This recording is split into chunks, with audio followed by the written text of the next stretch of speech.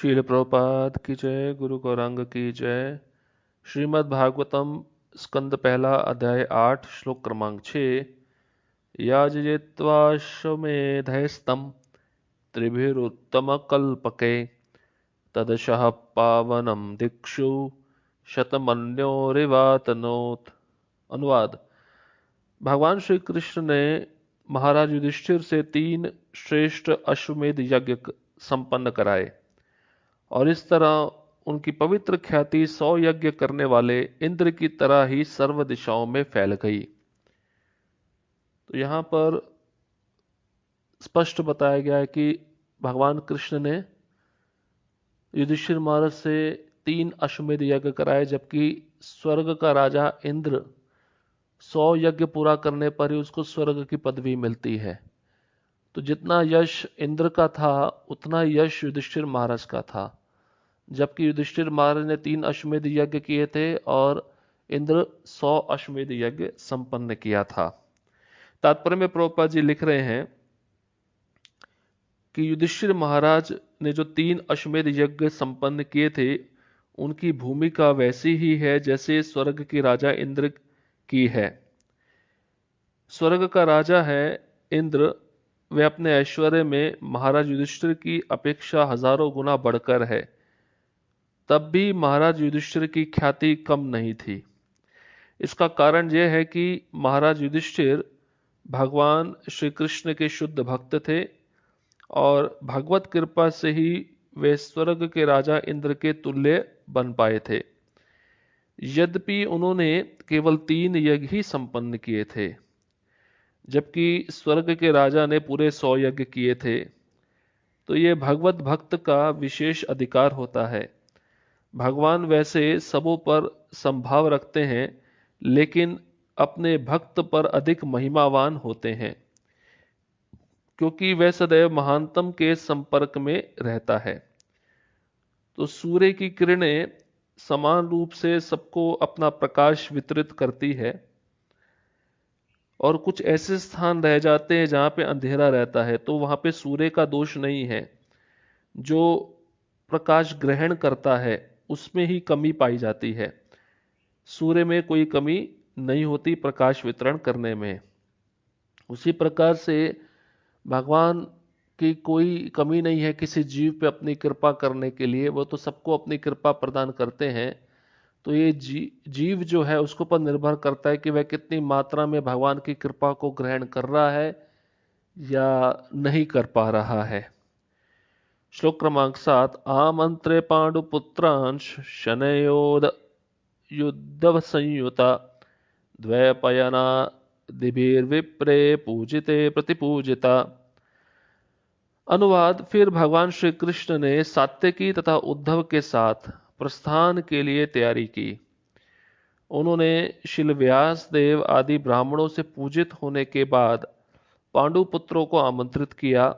भगवान ने सभी का समुचित अभिवादन किया। तो यहां पर भगवान अभी हस्तिनापुर से प्रस्थान कर रहे हैं द्वारका के लिए। तो सात्यकी को साथ में ले लिए, भगवान उद्धव जी को साथ में ले लिए और व्यास देव और ब्राह्मण उनकी पूजा कर रहे हैं भगवान श्री कृष्ण की।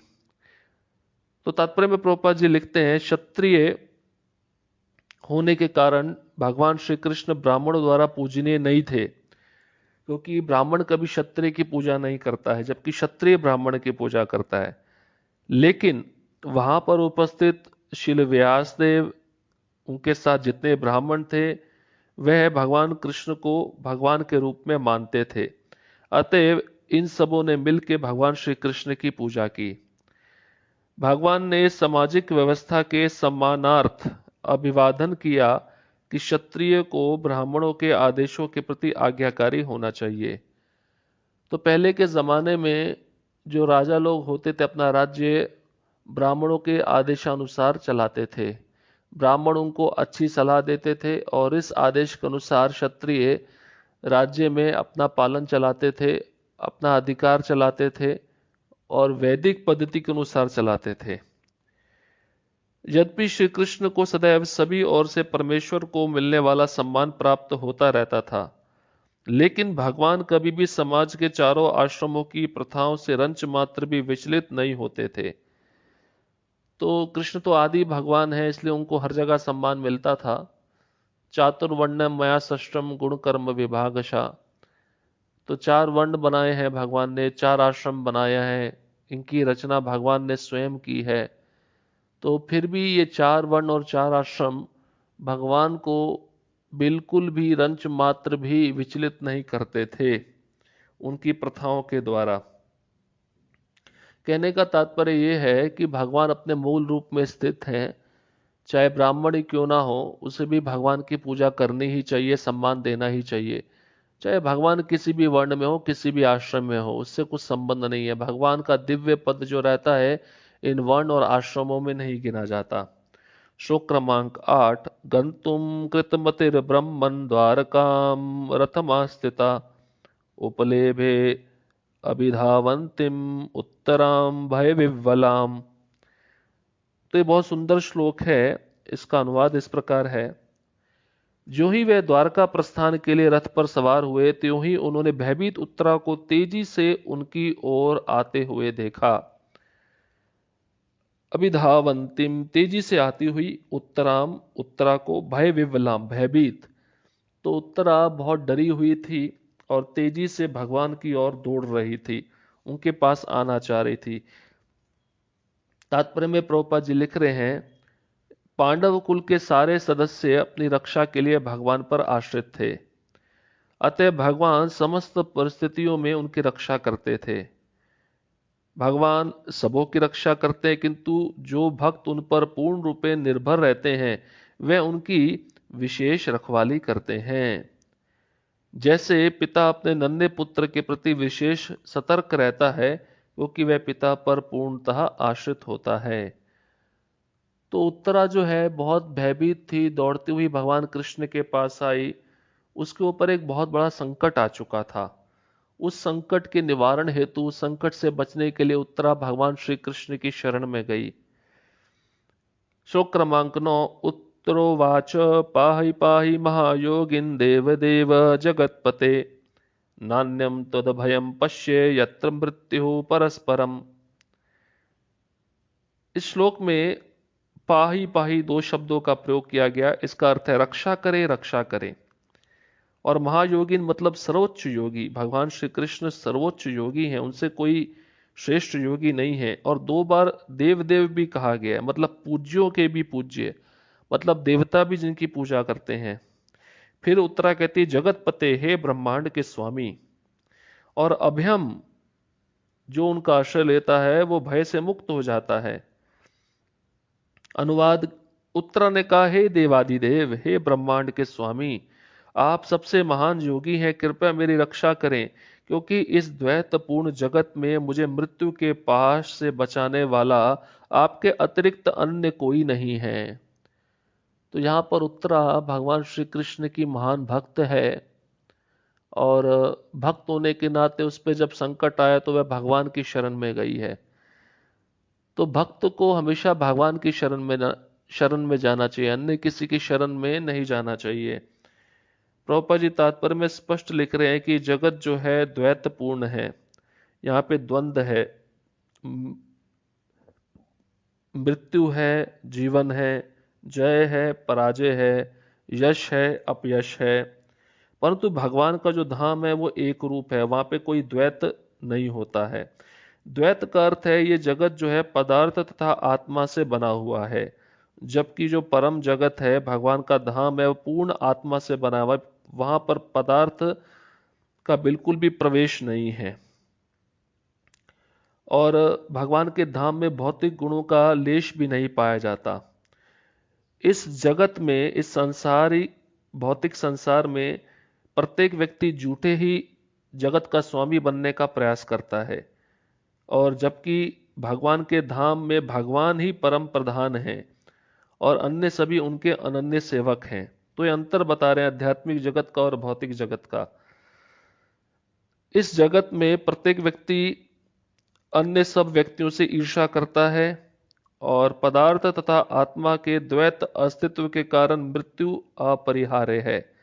तो यहाँ पर ये जो शरीर बना है पंच महाभूत का, आत्मा सनातन है, शाश्वत है, तो शरीर और आत्मा में अंतर है, इसलिए मृत्यु जो होती है शरीर की होती है।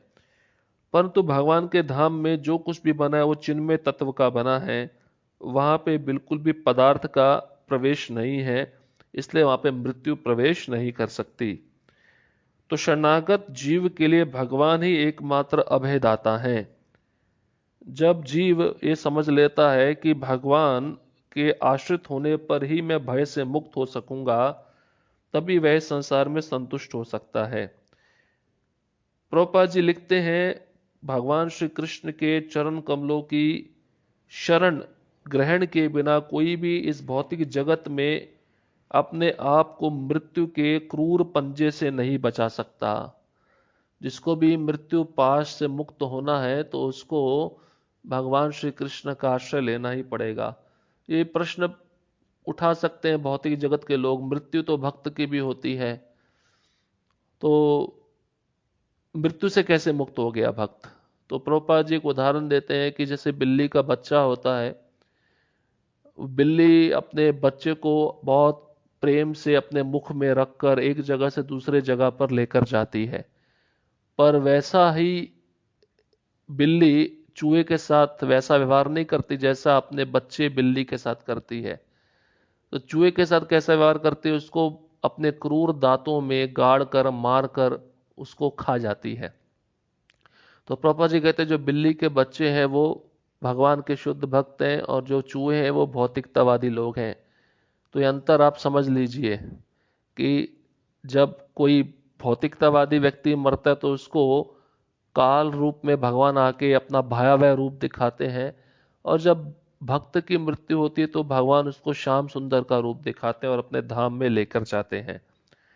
श्लोक क्रमांक 10। अभिद्रवती मामीशा शरस्तप्ता यशो विभो कामम दहुत मामनाथ माम में गर्भो निपात्यताम। अनुवाद, हे प्रभु आप सर्वशक्तिमान हैं, एक दहकता हुआ लोहे का बाण मेरी ओर तेजी से आ रहा है। मेरे प्रभु, यदि आपकी इच्छा हो तो यह मुझे भले ही जला दे, लेकिन यह मेरे गर्भ को जलाकर गर्भपात ना करे। हे प्रभु कृपया मेरे पर इतना अनुग्रह करें। तो देखिए यहाँ पे कारण बता रहे हैं क्यों उत्तरा भगवान श्री कृष्ण की शरण में आई थी। उसने क्या देखा कि मेरे गर्भ की ओर एक लोहे का दहकता हुआ बाण आ रहा है, तेजी से आ रहा है, और ये मेरे गर्भ को नष्ट करने वाला है। उत्तरा को पता चल गया था मेरे गर्भ में जो मेरा बच्चा है वो मर जाएगा। तो उस अपने बच्चे को बचाने के लिए यहाँ पे कह रहे कि आप मेरी मृत्यु दे दो, चलेगा, मैं मृत्यु को प्राप्त हो जाऊंगी, पर मेरे बच्चे को बचा लो। देखो कैसी माँ है कि अपने बच्चे को बचाना चाहती है, बच्चे के लिए अपनी मृत्यु उसको तैयार है। पर आजकल की माएँ कैसे होती हैं, गर्भ में बच्चा है उसका गर्भपात करा देती हैं, अबॉर्शन करा देती हैं। ये महापाप है। प्रभुपाद जी स्पष्ट बोले हैं कि आप जिस जीव को इस संसार में लेके आ रहे हो और आप उसका गर्भपात करा देते हो, उसको मार देते हो गर्भ में ही, तो ये पूतना से कम नहीं है। आजकल ऐसी औरतें पूतना के समान ही हैं जो गर्भ में अपने बच्चे को मार देती हैं। पूतना भी भगवान श्री कृष्ण को बालक के रूप में मारने के लिए आई थी। तो ये महापाप है जो स्त्री को नहीं करना चाहिए। वो जो बच्चा है सूर्य की रोशनी नहीं देख पाया आपके कारण, अगर आप उसको गर्भ में मार देते हो, तो इसी कारण से ये जो प्रकृति है हमको कठोर दंड देती है। तो यहां पर उत्तरा कह रही है, हे प्रभु मेरी जान चली जाए पर मेरे पुत्र की रक्षा करो। तात्पर्य में प्रभुपाद जी लिख रहे हैं, ये घटना कब हुई थी? जब उत्तरा के जो पति अभिमन्यु थे कुरुक्षेत्र के युद्ध में मारे गए थे, उसके बाद में घटना घटित हुई। अभिमन्यु की जो विधवा पत्नी उत्तरा अपने पति का अनुसरण करती, मतलब उनके पति की मृत्यु हुई तो वो भी सती बन जाती, अग्नि में प्रवेश कर जाती अपने पति के साथ। परंतु उसने ऐसा क्यों नहीं किया? क्योंकि वह गर्भवती थी, उसके उदर में शिशु था, बच्चा था, और वह महान भक्त था, भगवान कृष्ण का परम भक्त महाराज परीक्षित उसके गर्भ में थे। इसलिए उत्तरा का कर्तव्य था कि वह अपने गर्भ की रक्षा करे, ये उसका परम धर्म था, अपने बच्चे की रक्षा करना। तो प्रभुपाद जी लिख रहे हैं, माता के ऊपर बहुत बड़ा उत्तरदायित्व होता है कि वह शिशु की सभी तरह से रक्षा करे। अतः भगवान श्री कृष्ण के समक्ष अपनी बात कहने में उत्तरा लज्जाई नहीं। उत्तरा एक महान राजा की पुत्री, विराट राजा थे उसकी पुत्री थी, एक महान वीर की पत्नी अभिमन्यु की पत्नी थी, और एक महान भक्त की शिष्या थी। महान भक्त यहाँ पे कौन है? अर्जुन। अर्जुन से ही उत्तरा ने नृत्य कला सीखी थी। तो तीन विशेषता बता रहे हैं उत्तरा की। एक महान पुत्री थी, महान वीर की पत्नी थी, और महान भक्त की शिष्या थी।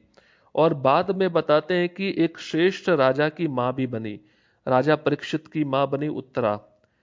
उत्तरा इसलिए सभी प्रकार से भाग्यशालिनी थी। देखिए, स्त्री का इतना रोल होता है समाज में, हर जगह वो अपना रोल निभाती है। अगर वह अपने आदर्श प्रस्तुत करेगी तो एक सुंदर संतान को जन्म देके वह संसार को एक मार्गदर्शन या आदर्श के रूप में प्रदान कर सकती है। तो ये बहुत महत्वपूर्ण है कि उत्तरा सीधा भगवान की शरण में गई, किसी और की शरण में नहीं गई। उसको पता था कृष्ण ही मुझे बचा सकते हैं, या कृष्ण ही मेरे बच्चे को बचा सकते हैं। श्लोक क्रमांक 11। सुतुवाच उपधारे वचस्तस्या भगवान भक्तवत्सला अपांडवम विदम कर्तुम द्रोणेरस्तरमभ्युद्यत।